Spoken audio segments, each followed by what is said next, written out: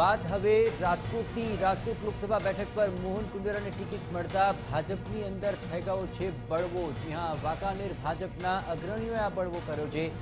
જીતુ સોમાણી અપક્ષ ચૂંટણી લડે તેવા એંધાણ વર્તાઈ રહ્યા છે। સમર્થકોનો ટેકો લઈ ભાજપ સાથે તે છેડો ફાડી શકે છે। જીતુ સોમાણીએ સ્નેહ મિલન ગોઠવ્યું હતું અને ત્યારબાદ બળવો પુકાર્યો હતો।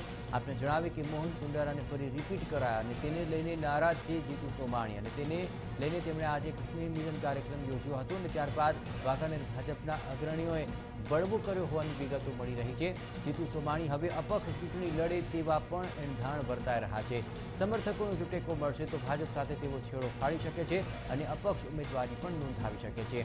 જીતુ સોમાણી આખરે આ સ્નેહ મિલન કાર્યક્રમ યોજ્યો અને પક્ષે તમામ સમર્થકો સાથે વાતચીત કરી અને સ્પષ્ટતા પણ કરી દીધી કે વાંકાનેર ભાજપના અગ્રણીઓનો સાથ મળશે તો તેઓ ભાજપનો સાથ છોડી શકે છે, અપક્ષ ઉમેદવારી કરી શકે છે અને તેને જ લઈને હવે મોહન કુંડારાના નામ બાદ રાજકોટ બેઠક ઉપર હવે જીતુ સોમાણી અને અન્ય લોકો બળવો કરે તેવા એંધાણ વર્તાઈ રહ્યા છે।